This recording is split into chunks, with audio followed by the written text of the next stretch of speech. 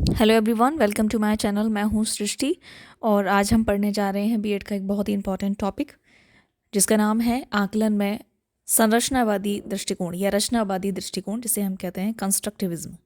तो जानेंगे, इसके पहले हम इसका इंट्रोडक्शन लेंगे, जानेंगे ये है क्या।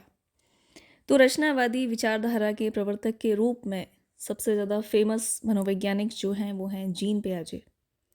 इनको माना जाता है और इनके संज्ञानात्मक विकास के सिद्धांत ने पैडागोजी यानी मनोविज्ञान और अधिगम के प्रति व्यवहारवादी विचारधारा को चुनौती दी और व्यवहारवादी विचारधारा से अलग हटके मनोविज्ञान में संज्ञानवादी विचारधारा की नींव रखी। संज्ञानवादी यानी कि कॉग्निटिव। कॉग्निटिव का मतलब क्या होता है? जो हमारे संज्ञान है, हम जो महसूस करते हैं, जो सोचते हैं, हमारा अपना कोई जो विचार है वो संज्ञान के अंतर्गत आता है।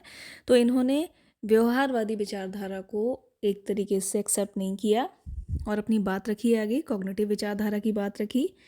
और जीन पियाजे ने व्यवहारवादी मान्यता की, इसमें जो कहा जाता है ना कि बालक जो होता है वो केवल एटमॉस्फेयर, वातावरण से सीखता है, इसकी जगह इन्होंने कहा कि बालक के अधिगम में वातावरण के साथ साथ उसकी खुद की संज्ञानात्मक प्रक्रियाएं भी योगदान रखती हैं। मतलब वो क्या सोचता है, वो क्या करता है, उसे क्या क्या पता है, ये भी इम्पॉर्टेंट है। सिर्फ ये नहीं इम्पॉर्टेंट है जैसा कि वादियों ने कहा था। तो उन्होंने बोला कि ऐसा होता है कि संज्ञानात्मक जो प्रक्रियाएं होती हैं उनका भी योगदान है।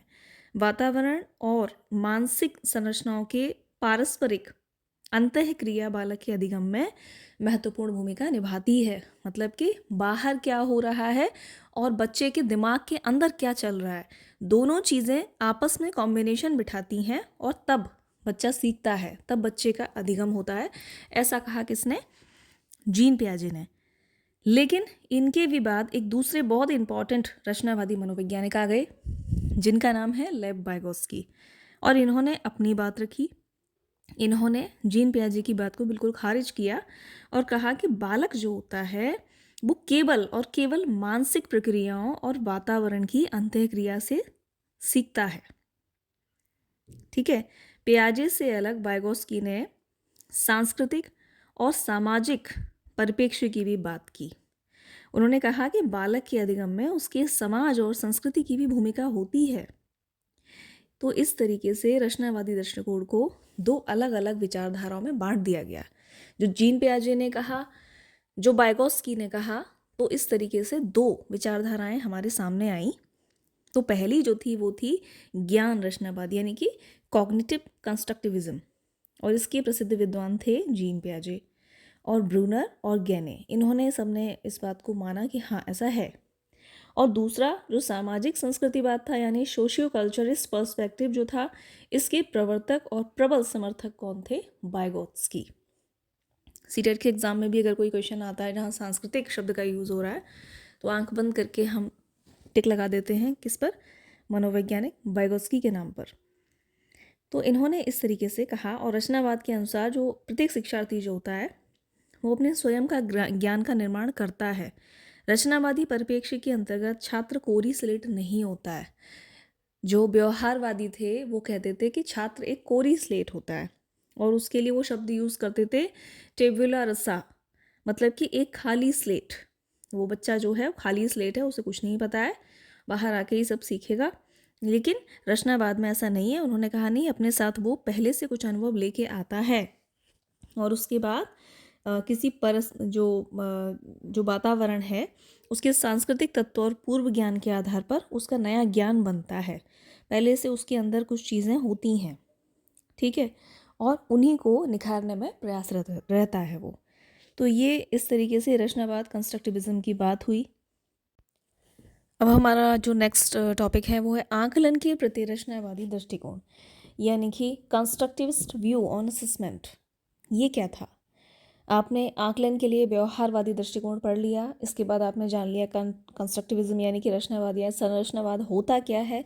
अब हम जानेंगे कि इसके रचनावादी दृष्टिकोण आकलन के प्रति क्या है।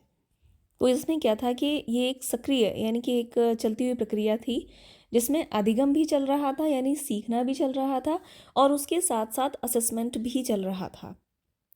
तो और उसमें हो क्या रहा था कि भाई आप सीख भी रहे हैं, आपका असेसमेंट भी हो रहा है, और अब आपको आगे क्या सीखना है, आपके लिए आगे के अधिगम क्या हैं, इसकी भी तैयारी करना।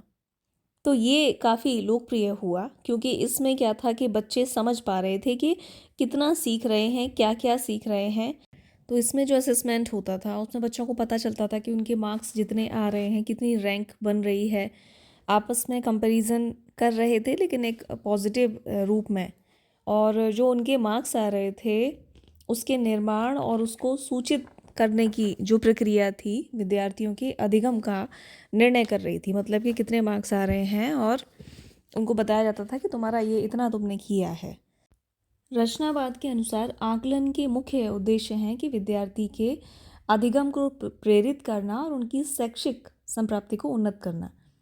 मतलब कि उनका ओवरऑल डेवलपमेंट क्या हो रहा है। रचनावादियों के अनुसार जो एजुकेशन है, जो शिक्षा है जो उनको दी जा रही है, उसका जो तात्पर्य है वो बालक का सर्वांगीण विकास है, यानी कि ओवरऑल डेवलपमेंट, यानी कि उसका बौद्धिक, शारीरिक, सामाजिक, कॉग्निटिव यानी भावनात्मक हर तरीके से उसका जो डेवलपमेंट हो रहा है उसका आकलन का उद्देश्य जो है वो होना चाहिए, ऐसा रचनावादी मानते थे।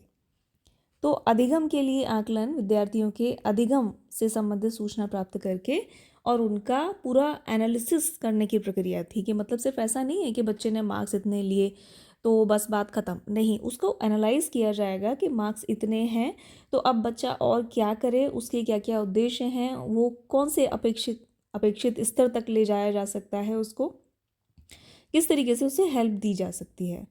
तो इस तरीके से जो स्टूडेंट्स थे वो ये जान पाते हैं कि उन्हें क्या सीखना है, उनसे क्या अपेक्षा रखी जा सकती है, और टीचर्स जो हैं वो आकलन के द्वारा उसके आधार पर उन्हें सलाह दे सकते हैं कि अपने अधिगम को तुम और कैसे अच्छा बना सकते हो।